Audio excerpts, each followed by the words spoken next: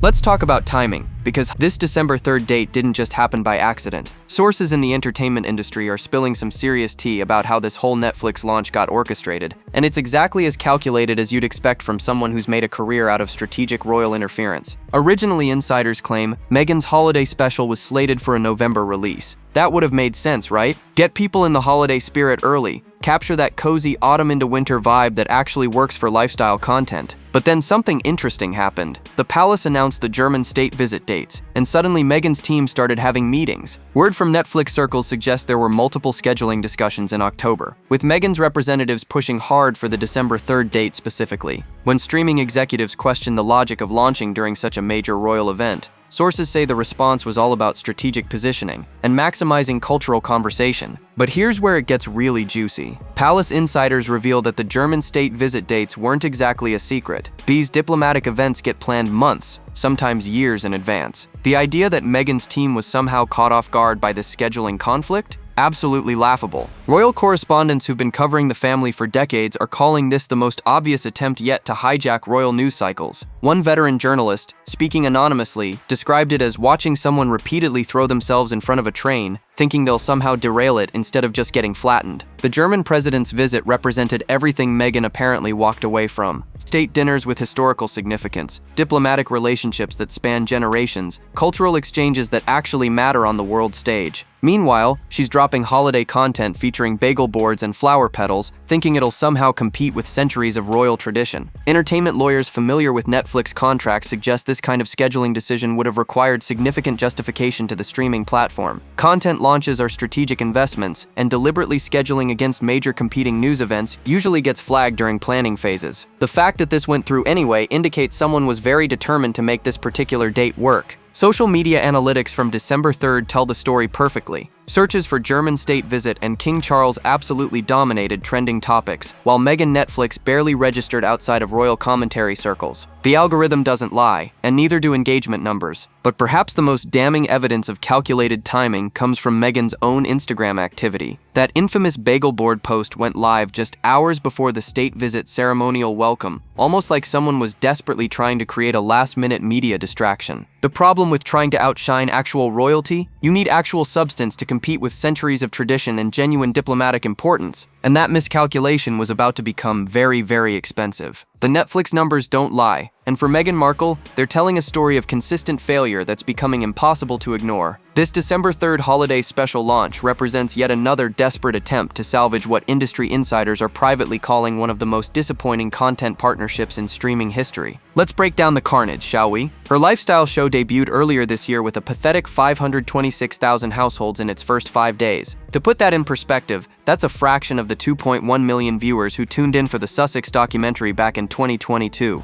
We're talking about a massive audience drop-off that has Netflix executives questioning every decision they've made regarding this partnership. But the real kicker? That lifestyle show spent exactly 1 week in the top 10 before disappearing into streaming obscurity. 1 week. Netflix shows typically need to maintain top 10 status for several weeks to be considered successful, and Meghan couldn't even manage that basic benchmark. Then came what they generously called Part 2, which was really just leftover footage from the original production that got repackaged as new content. Industry sources describe it as Netflix desperately trying to squeeze some return on their investment from material that should have ended up on the cutting room floor. The performance? Even worse than the original. Now we're hearing about this mysterious first-look deal that Meghan's team has been spinning as some kind of victory. But entertainment lawyers familiar with Netflix contracts are laughing behind closed doors. A first-look deal, especially after multiple content failures, is essentially Hollywood speak for "we don't really want to work with you anymore, but we'll let you pitch us ideas that we'll probably reject." It's a massive step down from the original multi-million-dollar production deal the Sussexes signed.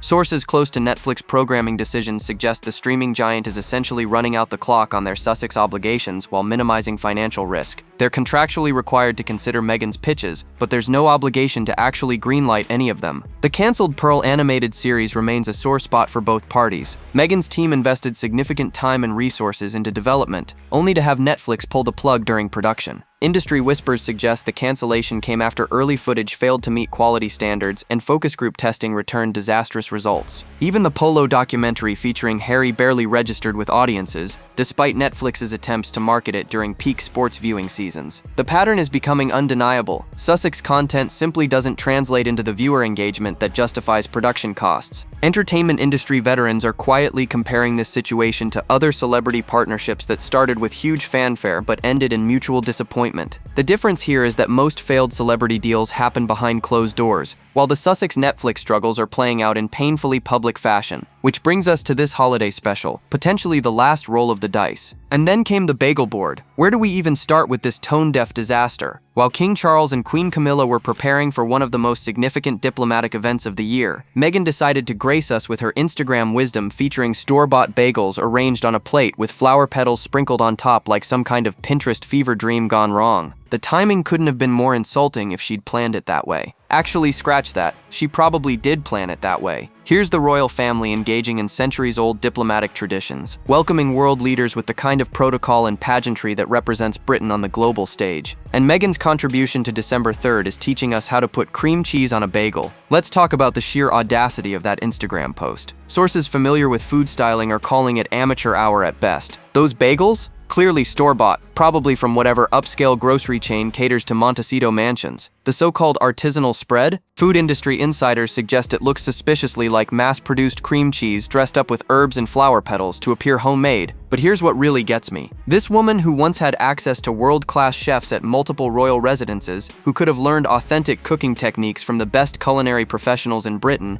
is now posting content that looks like something a college student would throw together for a dorm room brunch. The flower petals deserve their own segment of shame. Culinary experts are pointing out that edible flowers require specific sourcing and preparation to be food safe. You can't just grab random petals from your garden and sprinkle them on food for social media. But the bigger issue is the desperate attempt to make something mundane look sophisticated through meaningless decoration. Social media response was swift and merciless. Comment sections erupted with comparisons between Meghan's bagel board basics and the actual state dinner preparations happening simultaneously at Buckingham Palace. Real chefs were posting side-by-side images of genuine holiday entertaining versus whatever Meghan was attempting to showcase. Food bloggers with actual credibility started breaking down everything wrong with the presentation, from food safety concerns to the complete lack of culinary innovation. One popular cooking influencer described it as watching someone try to reinvent the wheel and ending up with a square. But perhaps most telling was the complete disconnect between the content and the audience it was supposed to serve. Who exactly is Meghan's target demographic for bagel board tutorials? People wealthy enough to afford her lifestyle brand generally have staff to handle food preparation, while regular viewers can't relate to the pretentious flower petal nonsense. The whole thing reeked of someone desperately trying to create content without having any actual expertise or genuine passion for the subject matter. It's lifestyle cosplay from someone who's never actually lived the life she's trying to sell. And this was supposed to build excitement for her holiday special? Palace sources are speaking, and what they're revealing about the royal family's reaction to Meghan's December 3rd stunt is absolutely fascinating. According to insiders with direct knowledge of royal communication strategy, the timing wasn't lost on anyone at Buckingham Palace, and the response was calculated, disciplined, and devastatingly effective. Here's what really happened behind palace walls. When Meghan's Netflix launch date became public knowledge, senior royal advisors didn't panic or scramble to adjust their own plans. Instead, they doubled down on what they do best: authentic, meaningful royal duties executed with centuries of refined expertise. The German state visit had been planned for months, every detail meticulously coordinated between British and German diplomatic teams. State visits aren't just fancy dinners, they're complex international relationships, playing out through carefully choreographed ceremonies. The welcoming ceremony alone required coordination between multiple government departments, military units, and palace staff. Palace insiders describe a sense of almost amused confidence about the scheduling conflict. One source, speaking on condition of anonymity, reportedly said it was like watching someone try to compete with Westminster Abbey by setting up a folding table in the parking lot. The sheer audacity was almost impressive in its delusion. But here's where royal strategy gets brilliant. Instead of acknowledging the Netflix launch or making any public statements about the timing coincidence, the palace simply let their work speak for itself. Every photo released from the state visit was a masterclass in regal elegance, diplomatic importance, and genuine substance. Royal communications experts understand something Meghan apparently doesn't. Authentic royalty doesn't need to chase headlines, because genuine significance creates its own media coverage. When King Charles and Queen Camilla welcome world leaders, international news outlets cover it because it matters on the global stage. The contrast strategy worked perfectly. While Meghan was posting bagel board content and promoting holiday lifestyle tips, palace photographers were capturing moments of actual historical significance. Diplomatic handshakes that represent decades of international relationships, ceremonial traditions that connect modern Britain to its constitutional heritage, state banquet conversations that influence global policy. Sources suggest the royal family has developed what they quietly call Sussex fatigue when it comes to these obvious attention-seeking scheduling choices. There's a growing sense that engaging with or acknowledging these stunts only validates the behavior, so the strategy has shifted to complete professional indifference. The numbers tell the story perfectly.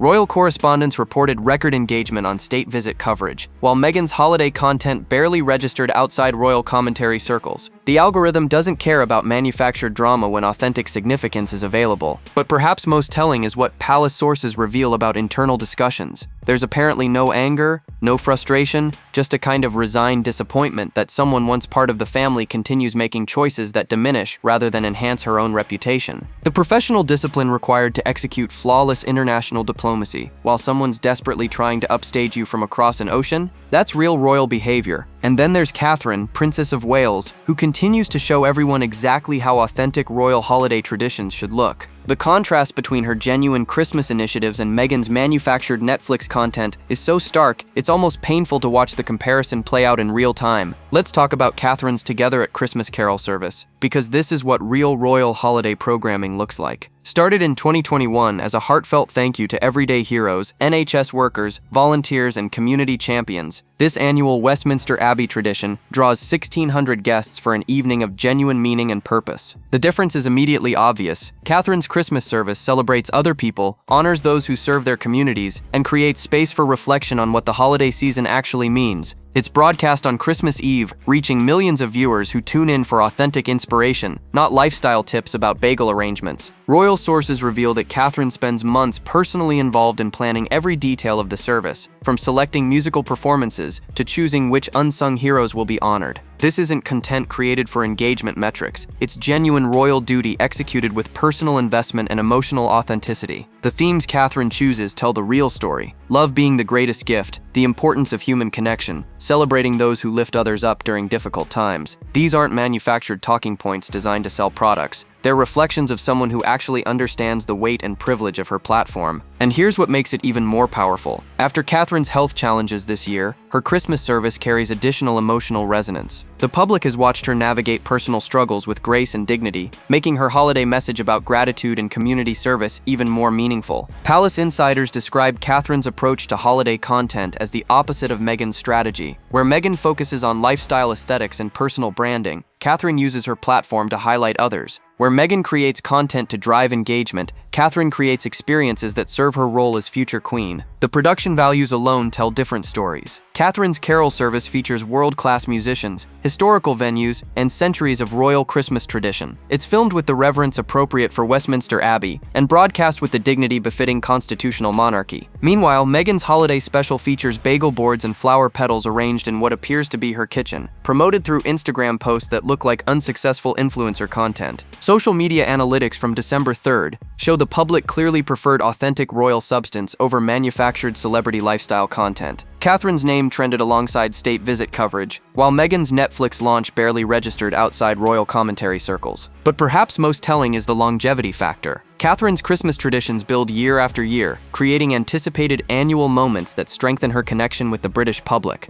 Meghan's holiday content feels disposable, designed for immediate consumption rather than lasting impact. Real versus manufactured, service versus self-promotion, tradition versus trending. The public reaction to Meghan's December 3rd Gambit was swift, brutal, and absolutely devastating. Social media platforms erupted with comparisons that no amount of Sussex PR spin could possibly salvage, and the overwhelming sentiment made one thing crystal clear. The world has officially chosen authentic royalty over manufactured celebrity drama. Twitter became an absolute battlefield of receipts and reality checks. Within hours of both the state visit coverage and Meghan's Netflix promotion going live, hashtags like state visit success and Meghan flop started trending organically. Users weren't just criticizing the timing, they were creating side-by-side content that highlighted the embarrassing contrast between real royal duties and desperate attention-seeking. Royal watchers with massive followings started posting comparison threads that went viral instantly. Images of King Charles greeting the German president with centuries of diplomatic protocol were juxtaposed with screenshots of Meghan's bagel board Instagram post. The visual storytelling was devastating and required zero commentary to make its point. But here's where it gets really interesting. The demographic breakdown of social media response revealed something significant about public opinion.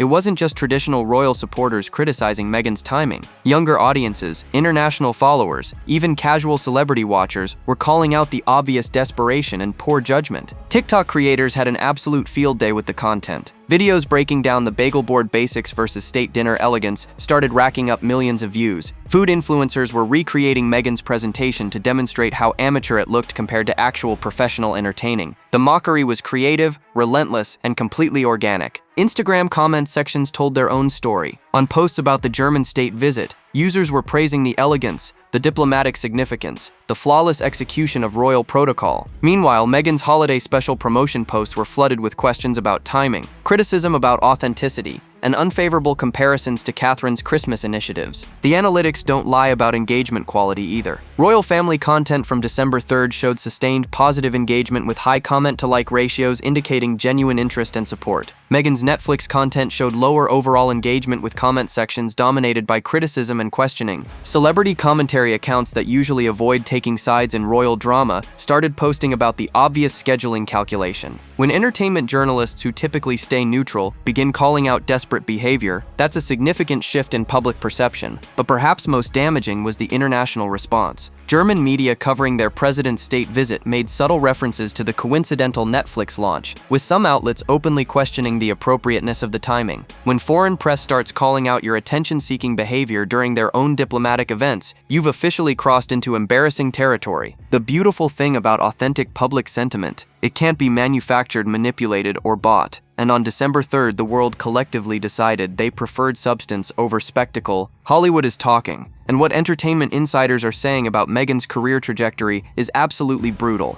Behind closed doors at industry events, talent agencies, and streaming platform boardrooms, the consensus is becoming impossible to ignore. The Sussex brand is toxic, and everyone's starting to distance themselves from what many are calling an inevitable career implosion. Sources close to major talent agencies reveal that Meghan's representation situation has become increasingly complicated. Top-tier agents who once saw her as a potential goldmine are now quietly reassigning her account to junior representatives. The December 3rd Netflix disaster is being cited as the final straw in a series of strategic missteps that have made her virtually unmanageable from a publicity standpoint. Streaming executives, speaking anonymously at recent industry conferences, described the Sussex partnership as a cautionary tale about celebrity deals that prioritize fame over actual content creation ability. One Netflix insider reportedly called it paying premium prices for amateur hour execution, while another suggested the company learned expensive lessons about vetting celebrity partnerships more thoroughly. The numbers tell a devastating story that no amount of PR spin can disguise.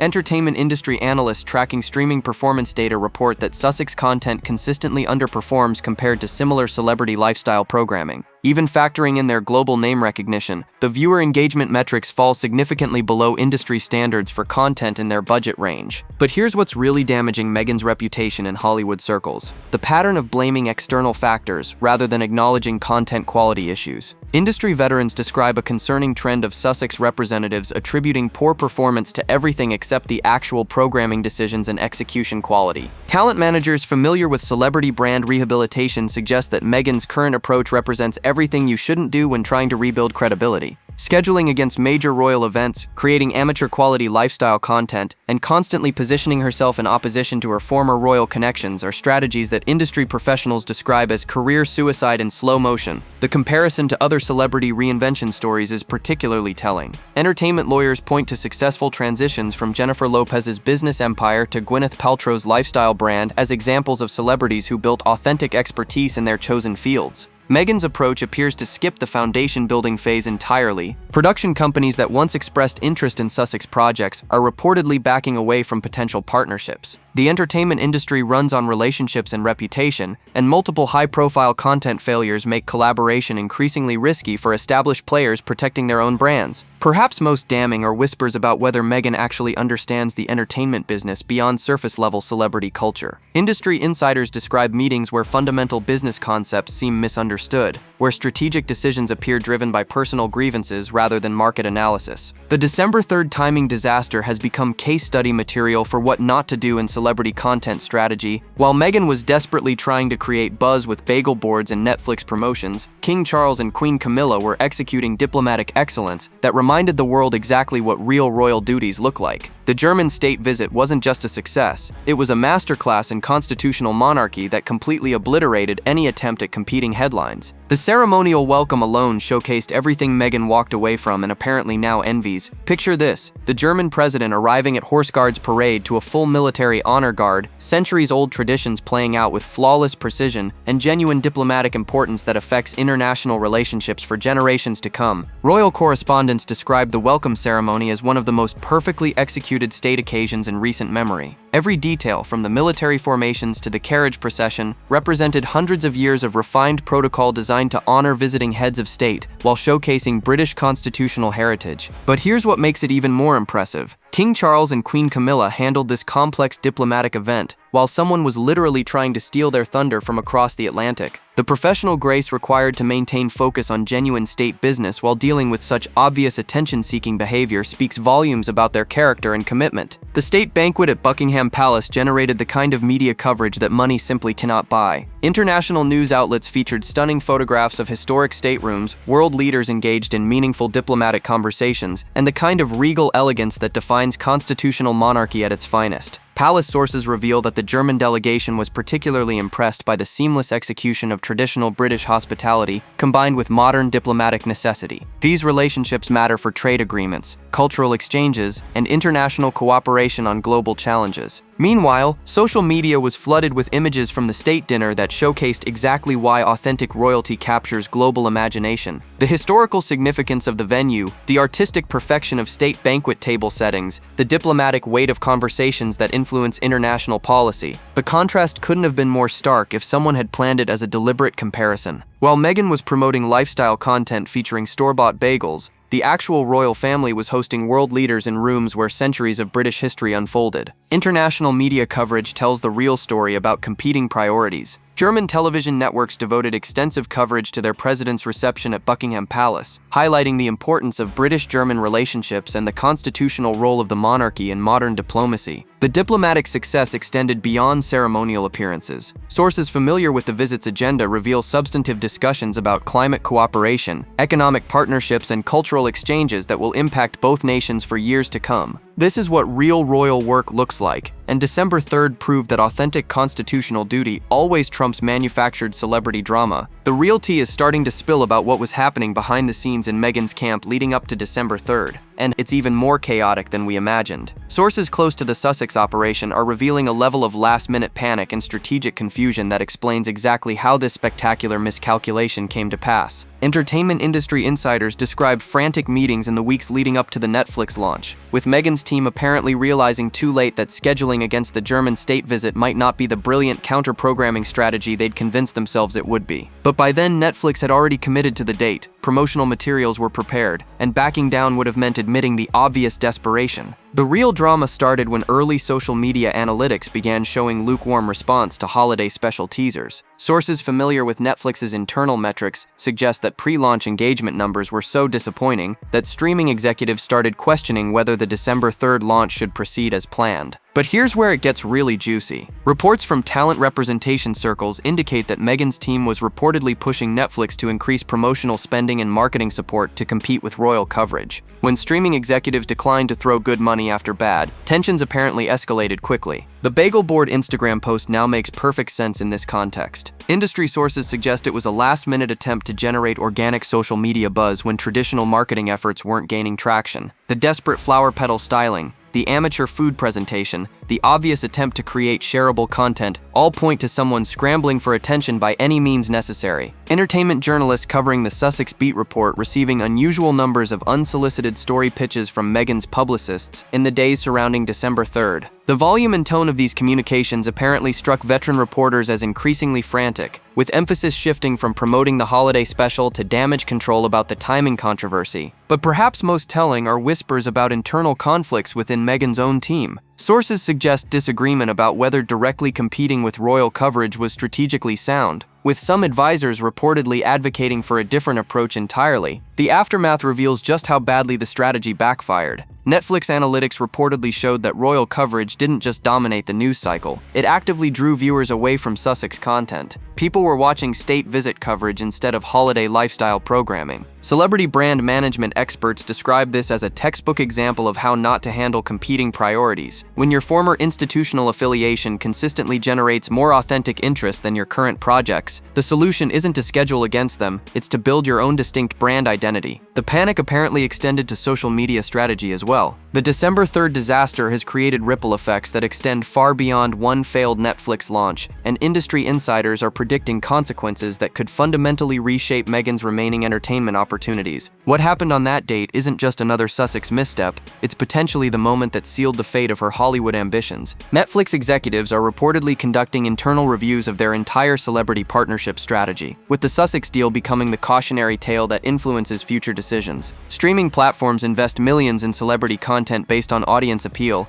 and when that content consistently fails to deliver promised viewership numbers, those partnerships become impossible to justify financially. Entertainment lawyers familiar with celebrity contracts suggest that Meghan's remaining Netflix obligations are likely being fulfilled with minimal enthusiasm from the platform. The first-look deal that her team has been spinning as a victory is actually industry code for we're contractually required to listen to your pitches, but don't expect us to greenlight anything. But the damage extends beyond just Netflix. Talent agencies across Hollywood are reportedly reassessing how they evaluate celebrity clients who bring significant controversy alongside their fame. The entertainment industry has learned expensive lessons about the difference between attention and the kind of positive audience engagement that translates into profitable content. Sources close to major production companies reveal that Meghan's name has become associated with projects that generate headlines but fail to deliver sustainable viewership. In an industry where reputation determines future opportunities, this pattern creates long-term career limitations that become increasingly difficult to overcome. The royal relationship rehabilitation that once seemed possible now appears virtually impossible. Palace sources suggest that the December 3rd timing, combined with years of similar attention-seeking behavior, has created permanent damage to any potential reconciliation.